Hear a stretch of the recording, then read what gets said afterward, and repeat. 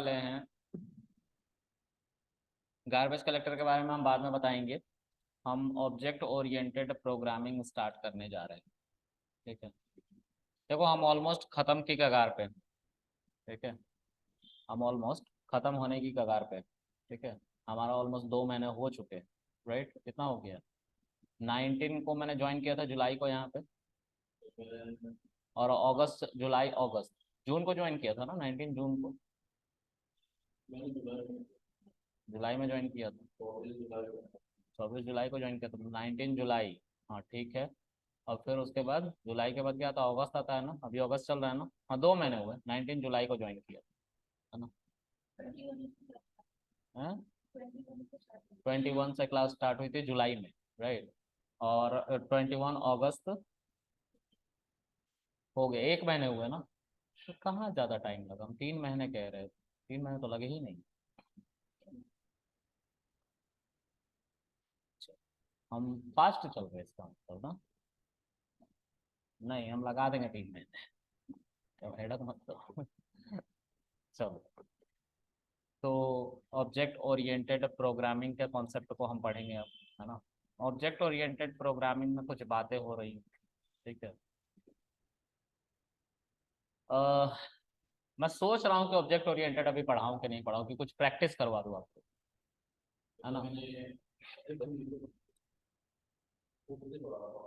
Oops अभी नहीं पढ़े हो?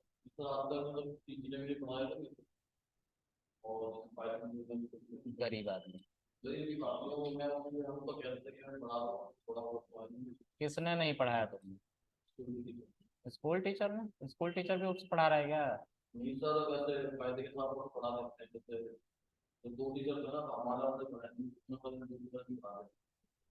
चलो, जो भी हो, बहुत बुरा हुआ तुम्हारे साथ।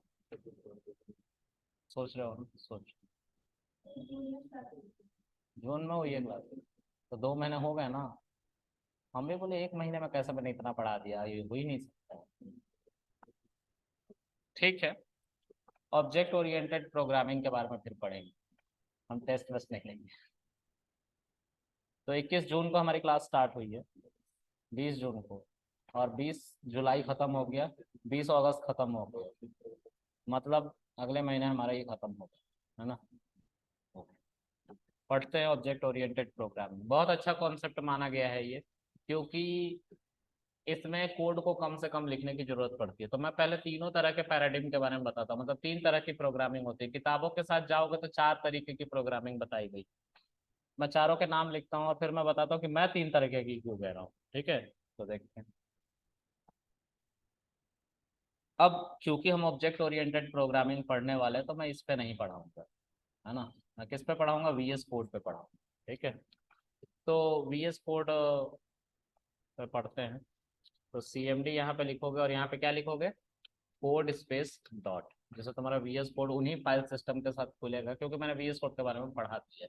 तो ऐसा आप लोग नहीं कह सकते कि आपने पढ़ाया नहीं, आपने पढ़ाया है। आपने नहीं पढ़ा है, अलग बात है ना। तो हाँ, गलत हो गया तुम्हारा सब, क्यों? क्या हुआ? अच्छा, नहीं पढ़ाया गया तुमने? तो पढ़ाया तो है तुम्हें VS कोड। तो वो पढ़ लेना एक वीडियो से बस। आज ही तो अपलोड करी। तो मैं ऑब्जेक्ट ओरिएंटेड प्रोग्रामिंग पढ़ाने जा रहा हूँ। मैं चाहता हूँ कि ऑब्जेक्ट ओरिएंटेड के जितने भी फाइल होने एक फोल्डर के अंदर हो। ठीक है, मैं इसी के अंदर एक फोल्डर बनाऊँ। तो देखो, मैं इस पर क्लिक करके फोल्डर बना लेता हूँ, और इसका नाम ही मैं दे देता हूँ OPS। ठीक है, उप्स। बोलने में अच्छा लगता है, पता नहीं क्यों, लेकिन ये पहले उप्स था नहीं। पहले क्या था? Object oriented programming, that's it, इतना ही था। लेकिन लोगों ने उप को उप्स उप्स बोलना स्टार्ट कर दिया, पता नहीं क्यों, है ना। थोड़ा सा वेट कर। ऑब्जेक्ट ओरिएंटेड प्रोग्रामिंग के बारे में हम पढ़ रहे हैं। ठीक है, ऑब्जेक्ट ओरिएंटेड प्रोग्रामिंग में जो हमारा कॉन्सेप्ट आना है, उसमें हमारा बहुत सारे कॉन्सेप्ट्स हैं। तो हमारे सिलेबस को अगर हम देखें, तो कि हमने बना रखा है, कहाँ पे बना रखा है? notes.txt करके। मैंने इसको इसीलिए बना रखा है कि आपको अपनी फाइल को अरेंज करने में दिक्कत ना हो, जो इधर फाइल्स दिख रही है। तो मैं इस मॉड्यूल की बात करने वाला हूँ।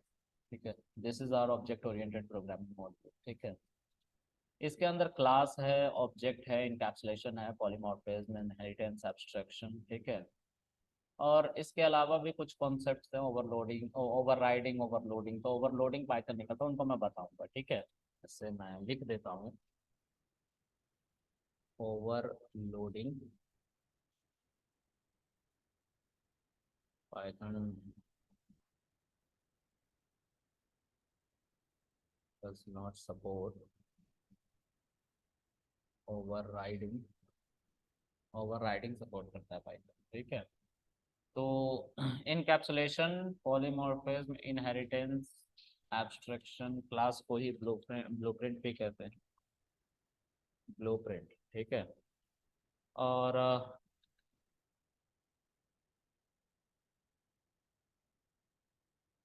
इनहेरिटेंस क्या क्या हो गया? क्लास हो गया, ऑब्जेक्ट हो गया, इनकैप्सुलेशन, पॉलीमॉर्फिज्म, इनहेरिटेंस, एब्स्ट्रैक्शन। एक कुछ और छूट रहा है, क्या छूट रहा है? कोई बताएगा? थोड़ा क्रोम पे चलते हैं, एक बार देख लेते हैं कि क्या छूट रहा है। भाई कुछ ना कुछ तो छूट है। बोलो।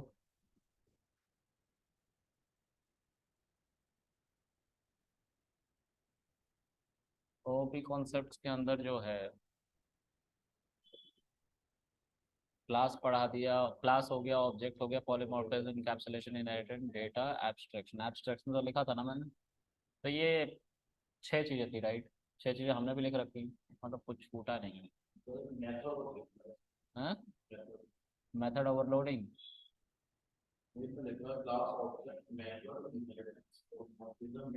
हाँ वो सेम है, सेम, कोई दिक्कत नहीं। This is object oriented programming, application, polymorphism, inheritance, class. ठीक है, कोई दिक्कत नहीं, कुछ नहीं छूटा है, सब ठीक है। ठीक है, तो सारे पिलर्स जो होते हैं ऑब्जेक्ट ओरिएंटेड प्रोग्रामिंग के, वो यहाँ से स्टार्ट होते हैं। ठीक है, इसके अंदर कुछ और भी बातें हो रही होती हैं, जैसे क्लास, वेरिएबल। ठीक है, और इसी के अंदर होता है इंस्टेंस वेरिएबल। ठीक है, ये सारी बातें हो रही होती है। क्लास के अंदर हमारा ब्लूप्रिंट आ जाता है। ब्लूप्रिंट मतलब क्लास को ही ब्लूप्रिंट कहते हैं, उसके अंदर वेरिएबल्स कुछ होते हैं। तो एक होता है इंस्टेंस वेरिएबल, दूसरा होता है क्लास वेरिएबल। इसके अंदर एक और पार्ट होता है जिसको हम कहते हैं कंस्ट्रक्टर। आप लोगों ने कंस्ट्रक्टर बहुत पहले से डेटा टाइप्स में पढ़ रखा है, लेकिन आपको पता नहीं रहा था कि कंस्ट्रक्टर होता क्या है। अब बताऊंगा कि कंस्ट्रक्टर क्या होता है। ठीक है, तो constructor is a magic method जो कि underscore underscore init underscore underscore parenthesis, this is a magic method, इससे स्टार्ट होता है। ठीक है, दिस इज अ कंस्ट्रक्टर। ठीक है, फिर उसके बाद होता है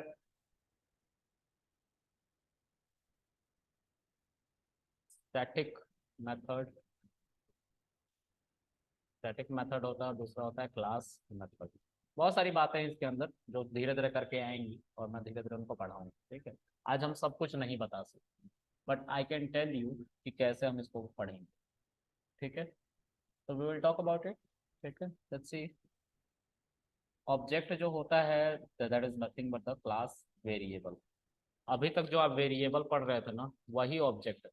ऑब्जेक्ट ओरिएंटेड प्रोग्रामिंग में वेरिएबल आइडेंटिफायर और वेरिएबल आइडेंटिफायर, फिर उसके बाद तुम्हारा आर्ग्यूमेंट जो तुमने फंक्शन के अंदर पढ़ा था, वही सब ऑब्जेक्ट कहलाती है, जब एक वेरिएबल को सब कुछ असाइन कर देते हैं। लेकिन अलग अलग कॉन्टेक्स्ट में हमने अलग अलग बातें पढ़ी थी। मैंने बोला था कि आर्ग्यूमेंट जब फंक्शन के अंदर यूज हो, वेरिएबल, वेरिएबल को ही ऑब्जेक्ट ओरिएंटेड प्रोग्रामिंग में ऑब्जेक्ट कहा जाता है। ठीक है, हम बात करेंगे कि क्यों, किस बात के लिए।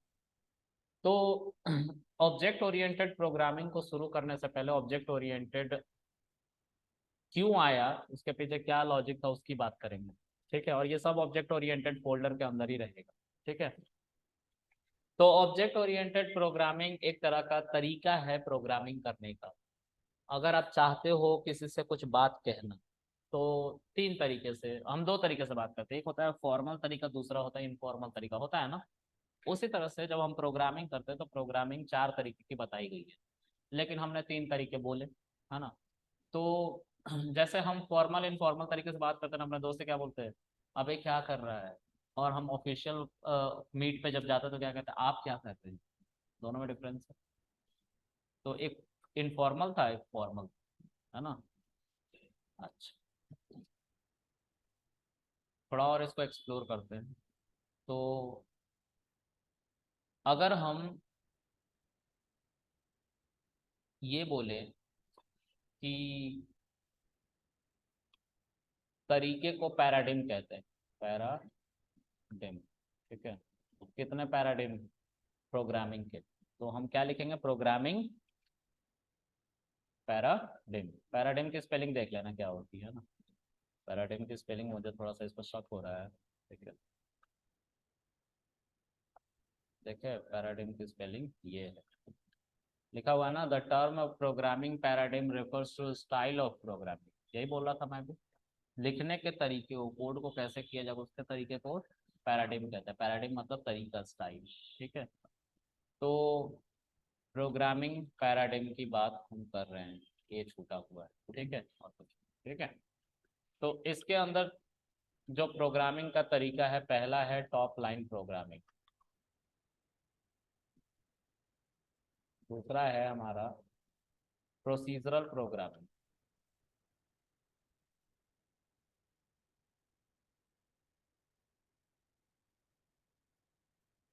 तीसरा है हमारा ऑब्जेक्ट ओरिएंटेड प्रोग्रामिंग, जिसको हम क्या कहते हैं, ओओपी, ठीक है। और प्रोसीजरल प्रोग्रामिंग को ही मैं मिला के कह रहा हूँ फंक्शनल प्रोग्रामिंग, ठीक है। पहले यही अलग अलग थे, मैंने उन्हीं को एक में मिला दिया, ठीक है। तो तीन तरीके की प्रोग्रामिंग स्टाइल होती हैं, तीन तरीके से हम कोड कर सकते हैं, ठीक है। उनके बारे में हम सीखेंगे, ठीक है। तो ये सब किसके अंदर में आ रहा है, ऑब्जेक्ट ओरिएंटेड के ही अंदर में आ रहा है।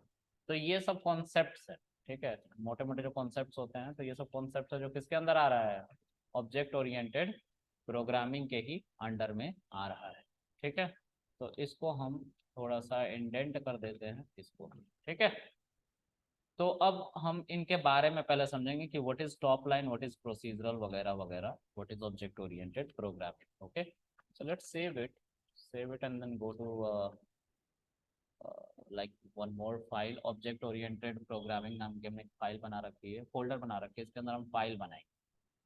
तो ऑब्जेक्ट ओरिएंटेड प्रोग्रामिंग के अंदर नहीं बन के कहीं और बन रहा है, ठीक है। हम इसके अंदर बनाना चाहते हैं तो हम इस पर क्लिक कर लेंगे, देखो इसके अंदर आ गए हम। अब हम यहाँ पे लिखेंगे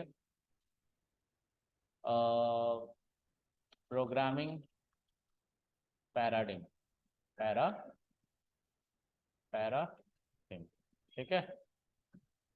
तो ये तो एक टेक्स्ट फाइल बन गया है ना, इसको हमें कौन सी फाइल बनाना है, पाइथन की फाइल। तो हमें लास्ट में क्या लिखना पड़ता है, डॉट पी वाई, पाइथन की फाइल बन गई। अब ये पाइथन की फाइल बनी हुई है तो हम इसके अंदर पाइथन का कोड लिखेंगे, लेकिन ये जुपिटर लैब नहीं है, पाइथन की फाइल है, डॉट पी वाई एक्सटेंशन वाली, IPYNB वाली नहीं, है ना। तो इसमें हम क्या करेंगे, इसमें हम चीज़ों को लिखेंगे पैराडिम के बारे में। तो मैं सोच रहा हूँ ना कि इसको मैं IPYNB फाइल बना, क्योंकि मुझे अलग अलग बातें बतानी है, IPYNB, ठीक है। ओह शिट, अब ये नहीं करना। चलो इसके अंदर जाते हैं, इसको डिलीट कर देते हैं, डिलीट कर दिया। अब फिर से इसके अंदर आए, प्रोग्रामिंग पैराडिम, ठीक है। पैराडिम की स्पेलिंग सही लिखा है मैंने, ठीक है, .IPYNB, ठीक है। जुपिटर लैब की, ओ, फिर से स्पेलिंग गलत, क्या हो रहा है, स्पेलिंग क्यों गलत हो रही है बार बार। आ गया शेल, ओके। अब क्या करेंगे, इसको हम बंद कर लेंगे, थोड़ा सा बड़ा स्पेस मिल जाए हमें, ठीक है। इसको हम चेक करते हैं एक बार, हेलो वर्ल्ड प्रिंट करके whether it is working fine और नॉट। तो हम यहाँ पे hello world shift enter press करेंगे तो it is start configuring something, ठीक है। देखो कन्फिगर करते इसने चलाया हेलो वर्ल्ड, ठीक है, थोड़ा सा टाइम ले लेता है ये, ठीक है, इसने हेलो वर्ल्ड चलाई है, उसी शेल की तरह है जो अभी थोड़ी देर पहले आप कोडिंग करके आए हैं जुपिटर लैब्स। ठीक है, सब कुछ अच्छे से चल रहा है, कोई दिक्कत नहीं। हमें क्या करना होगा यहाँ पे, तो उसको देखते हैं। तो हमें पैराडिम के बारे में जानना है, कौन से पैराडिम थे, तो तीन तरीके के पैराडिम थे जो हमारे टेक्स्ट के ऊपर रखे हुए हैं। तो यहाँ पे going to mention this thing, इन बातों को आई विल मेंशन देयर। ठीक है, तो ये हमारे पैराडिम की हम बात कर रहे हैं। ठीक है, अब यहाँ पे हम इस बात को लिख रहे हैं, मार्क डाउन कर लो इसको।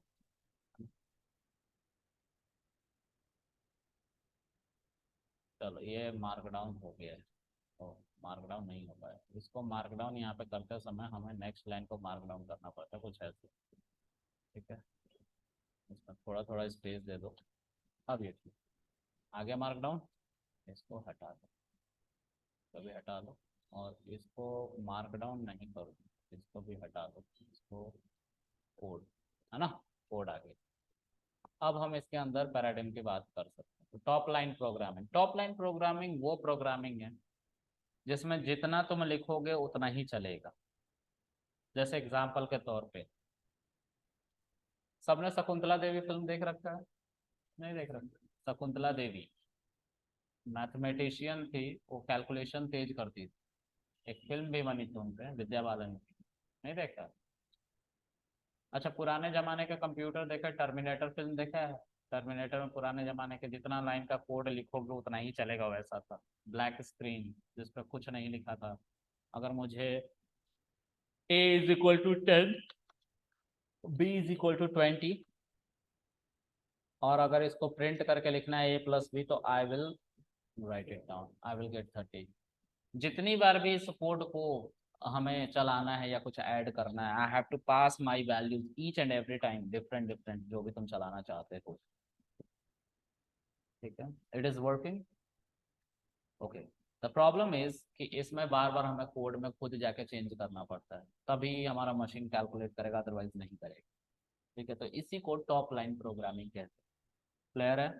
This is what, top line programming. तो हमने कमेंट सिस्टम के बारे में पढ़ रखा है, तो मैं उस कमेंट का सहारा लेके लिखूंगा टॉप लाइन प्रोग्रामिंग डेमो, ऐसा लिख देता हूँ। This is the top line programming kind of concept. जितनी बार जो लिखना, मतलब मान लो कल को मुझे कुछ और जाके ऐड करना है, 200 300 ऐड करना है, तो मैं यहाँ पे 200 लिखूंगा और यहाँ पे 300 लिखूंगा, शिफ्ट एंटर करूंगा, 500 आ जाए। क्लियर है? थोड़ा सा और आगे बढ़े हम अगर, तो यहाँ पे एक और अप्रोच है जिसको हम कहते हैं प्रोसीजरल अप्रोच, प्रोसीजरल प्रोग्रामिंग, और इसी को हम कहते हैं और फंक्शनल प्रोग्रामिंग। ठीक है, इसको इसलिए ऐसा कह रहे हैं, कमेंट कर दे रहा हूँ, इसको इसलिए ऐसा कह रहे हैं क्योंकि इसमें फंक्शन बनते हैं, फंक्शन डेफ। ठीक है, डेफ से हमारा फंक्शन बनता है पाइथन। पाइथन तीनों तरह के पैराडिम को सपोर्ट करता है, पाइथन तीनों तरह के पैराडिम को सपोर्ट करता है, तीनों तरीके की स्टाइलिंग को सपोर्ट करता है, हमें अलाउ करता है कि आप किसी भी तरीके से प्रोग्रामिंग को कर सकते हैं, हम बाउंड नहीं। ठीक है, तो इसको देखते हैं। अगर हम यहाँ पे इसी बात को लिखें सेम, कोई चेंजेस नहीं, इसका कुछ नाम दे देते हैं न्यू करके, कॉलन, और इसके अंदर हमने उन्हीं बातों को लिख दिया है एज इट इज। ठीक है, तो इसको कहते हैं फंक्शनल प्रोग्रामिंग। ठीक है, यहाँ पे हमें एक बात की फ्रीडम मिली, अब चाहो तो आप ए की वैल्यू कुछ भी दे सकते हो आर्गुमेंट की तरह, एन और एम ऐसा। तो यहाँ पे N, M आप लिख लो, है ना। और अगर आप इसको नहीं लिखना चाहते ये भी को, क्योंकि मैं इसमें बदलाव नहीं करना चाहता, मैं बताना चाहता हूँ कि सेम बातें थी, देखो ऐसे लिखी जा रही है ना। इसको आप चलाओगे और न्यू लिखोगे, न्यू के अंदर 200, 300 करोगे, तो you don't have to mention all code, तुम्हें एक फंक्शन को कॉल करना है और उस फंक्शन के अंदर बार बार अपनी वैल्यू को बदलो और उस वैल्यू के अकॉर्डिंग रिस्पॉन्स करेगा, पूरा कोड नहीं लिखना पड़ता। तो हमारा जो बार बार लिखने का अप्रोच था उसको कम किया गया। अगर हमने टॉप लाइन प्रोग्रामिंग पहले बनाया तो टॉप लाइन प्रोग्रामिंग में समस्या क्या थी, बार बार कोड को लिखना पड़ रहा है, कोई चेंजेस करते हैं तो बार बार पूरा कोड में जाकर चेंजेस करना पड़ रहा है, इसीलिए हम परेशान थे। हमने इसीलिए नया अप्रोच इख्तियार किया, बनाया, और उसको हम कहते हैं ऑब्जेक्ट ओरिएंटेड प्रोग्रामिंग। ठीक है। फिर कुछ समय बीता तो एक बंदे को पता चला नहीं, ऑब्जेक्ट ओरिएंटेड प्रोग्रामिंग से भी एक अच्छा अप्रोच है। तो सर पहली बार ऑब्जेक्ट ओरिएंटेड प्रोग्रामिंग कब आया था, किसने लाया था? तो डेनिस रिची जो थे उन्होंने सी लैंग्वेज के साथ प्रोसीजरल अप्रोच को दिया था। प्रोसीजरल या फंक्शनल, जो ये डेफ वाला कॉन्सेप्ट आप यूज कर रहे हो ना, ये डेनिस रिची ने सी लैंग्वेज में दिया था। और जो जिसने सी प्लस प्लस बनाया उसने ऑब्जेक्ट ओरिएंटेड प्रोग्रामिंग का अप्रोच दिया। ठीक है। और इससे पहले जब साइंटिस्ट कंप्यूटर का यूज करते थे तो कैलकुलेशन करने के लिए करते थे, जैसे कुछ लिख लिया, E is equal to M C square, Einstein की थियरी जो है और उनका फॉर्मूला एनर्जी का वो है, तो इसको कैलकुलेट करने के लिए लोग करते थे, क्योंकि हाथ से करना बहुत टफ था, गलती होने के चांसेस ज़्यादा थे, टाइम ज़्यादा लग रहा था और उनको जल्दी जल्दी आंसर चाहिए था। ठीक है। तो उन्होंने टॉप लाइन प्रोग्रामिंग किया, मतलब कि ऊपर वाला ये वाला अप्रोच, जितना चाहिए उतना लिखो। ठीक है। इसमें क्या है, जितना चाहिए उतना लिखो, लेकिन आप उसको हर तरीके से इस्तेमाल कर सकते हैं, लेकिन उसके लिए आपको फंक्शन का नाम और उसके अंदर आर्गुमेंट कॉल करना पड़ेगा। ठीक है। इससे भी लोग उब गए। उब क्यों गए? क्योंकि धीरे धीरे दुनिया डिजिटलाइज होने लग गई। डिजिटलाइज होने लगे मतलब धीरे धीरे लोगों ने कंप्यूटर ज़्यादा यूज करना स्टार्ट किया। ठीक है। सब बैंक यूज करते हो, बैंक बैलेंस मतलब नहीं नहीं, ऑनलाइन बैंकिंग यूज करते हो? तो सबने देखा होगा कि सबका अलग अलग बैलेंस आ रहा है, अकाउंट नंबर आ रहा है, लेकिन वो जो वेरिएबल है, बैलेंस, अकाउंट नंबर वगैरह वगैरह, वो सब नाम सेम लिखे हुए, कोड एक ही होगा। और एक ही कोड होगा तो बहुत लोग चलाते होंगे। तो जाहिर सी बात है, हिंदुस्तान की आबादी 140 करोड़ है। ठीक है। अगर 140 करोड़ में से सिर्फ 70 करोड़ के पास बैंक अकाउंट है तो 70 करोड़ फंक्शन बनाने पड़ेंगे ना। तो बहुत हेक्टिक है, कोड ही चलते रह जाएगा, डेवलपर बेचारा मर जाएगा। और तुम बैंक में अकाउंट खुलवाने जाओगे तो आज जाओगे और एक सप्ताह बाद खुलेगा, क्योंकि वो डेवलपर के पास भेजा जाएगा, डेवलपर साहब आप कीजिए, हम नहीं, हमें नहीं पता ये क्या हो रहा है। तो इस अप्रोच को भी गलत माना गया जब पब्लिक यूज के लिए चाहिए तब एक बंदा सामने आया, वही जिसने सी प्लस प्लस को बनाया। तो डेनिस रिची को already object oriented programming approach के बारे में पता चल गया था जब उन्होंने सी बनाया था, लेकिन उस समय पूरी तरह से मॉड्यूल तैयार नहीं था, इसलिए उन्होंने जो लैंग्वेज बनाई वो सी लैंग्वेज करके बनाया, जिसमें प्रोसीजरल प्रोग्रामिंग का यूज किया जाता। ठीक है। वहां पे क्लास नहीं बनता, प्रोसीजरल प्रोग्रामिंग में फंक्शंस बनाए जाते हैं।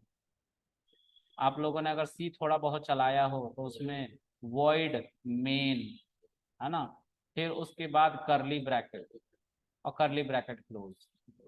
ठीक है। उसी तरह से वॉइड का मतलब होता है कुछ भी रिटर्न या फंक्शन नहीं करेगा। अगर इंट यहाँ पे लिख देते हैं तो इंटीजर कुछ ना कुछ रिटर्न करता है ना। हाँ, एक फंक्शन हमेशा होता है, उसी के अंदर सब कुछ बनता है, इसलिए तो वो फंक्शनल प्रोग्रामिंग है, क्योंकि वहाँ पे क्लास नहीं बनता। कुछ लैंग्वेज आगे चल के आई मार्केट जिन्होंने क्लास का ही अप्रोच इस्तेमाल किया, और उनमें से जावा जो 1995 में आई थी उसने ऑब्जेक्ट ओरिएंटेड प्रोग्रामिंग को ही सपोर्ट सिर्फ किया। तो हम ऑब्जेक्ट ओरिएंटेड प्रोग्रामिंग के एक कोड लिख के देख लेते हैं। ठीक है, क्या होता है कोड? तो एक क्लास बनाओ, उस क्लास का नाम कुछ भी दे दो, ABC कुछ भी दे दो, तुम्हारी मर्जी, है ना। उसके बाद ऐसे कॉलन लिखो, पाइथन में हम बना रहे तो ऐसे ही बनता है, क्लास बना दिया, कॉलन दे दिया, उसके बाद ये तुमने जितना कोड लिखा है ये फंक्शन वाला, इसको एज इट इज उठा के इसके अंदर डाल दो। ठीक है, इंडेंटेड होगा ये पूरा का पूरा, हो गया। और इसके अंदर एक आर्ग्यूमेंट आता है सेल्फ, वो बाद में बताऊंगा क्या है। ये बन गया, हाँ मैंडेटरी है सर। ठीक है। तो अब ए नाम का एक वेरिएबल बनाया हमने, और ए नाम के वेरिएबल को ABC हमने असाइन कर दिया और ABC पैरेंथेसिस दे दिया। ठीक है, ये चल गया। तो ए जो है वो वेरिएबल है, अब गलत है ये। ए अब ऑब्जेक्ट है, किस क्लास का? ABC क्लास का ऑब्जेक्ट है। ठीक है। तो ए के ऊपर जब डॉट को प्रेस करोगे तो देखो न्यू करके एक मेथड आ रहा है, ऊपर आ रहा है ना। वो न्यू मेथड के अंदर तुम्हें दो बातें डालनी थी, तुम बोलोगे सर दो बातें, यहाँ पे तीन आपने लिख दिया, सेल्फ एन एम। हमने बोला सेल्फ को इग्नोर करो, एन एम पे ही फोकस करो सर। एन क्या है, आपको क्या ऐड करना है, तो सर 200 300 ऐड करना है। देखो आंसर आ रहा है कि नहीं। हमने तीन आर्गुमेंट नहीं डाले ना, दो ही डाले ना। हमने बोला सेल्फ को भी इग्नोर करो, इग्नोर ही करना है, लेकिन क्लास में हमेशा सेल्फ होता है, ये अभी मान के चलो। जैसे जैसे वक्त गुजरेगा हम इसके बारे में बताएंगे, बिल्कुल पैनिक नहीं है। ठीक है, आगे बढ़ते हैं।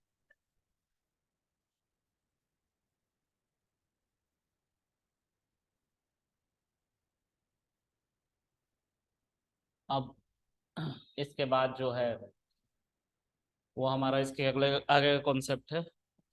इसमें जब आप जाओगे तो आपको एक अप्रोच दिया जाएगा, और ठीक है, सॉरी अप्रोच कह रहा हूँ, इस तरीके की प्रोग्रामिंग में आप जितनी मर्जी उतने अलग अलग कोड लिख सकते। ठीक है, तो कहने का मेरा मतलब ये है कि देखो इन सबको हटा रहा हूँ मैं, ठीक है, थोड़ा सा कोड को छोटा करता हूँ जिससे एक सब सब दिखाई दे हमें स्क्रीन पे। यहाँ देखो, ये टॉप लाइन प्रोग्राम, जितना चाहिए था उतना लिखिए, ये फंक्शनल प्रोग्रामिंग, और ये है ऑब्जेक्ट ओरिएंटेड प्रोग्राम। जितना चाहिए उतना ही लिखना है, लेकिन तुम जब ध्यान से देखोगे ना इस चीज को, तो ये तो यही तो था टॉप लाइन प्रोग्राम, है ना, यही तो था फंक्शनल प्रोग्राम। और इन सबको मिलाने के बाद ही तो बना ऑब्जेक्ट ओरिएंटेड प्रोग्रामिंग। तो object oriented programming internally top line programming functional programming को यूज करता है। क्लियर है, ये बात बिल्कुल क्लियर रखना, साफ रखो। ठीक है, चलो अब हम लोग आगे बढ़ेंगे।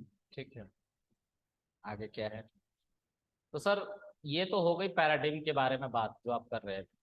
हमने बोला हाँ पैराडिम के बारे में बात हो गई है। तो तीन तरीके के पैराडिम होती है, इस चौथे पे मैं लिख देता हूँ ऑब्जेक्ट ओरिएंटेड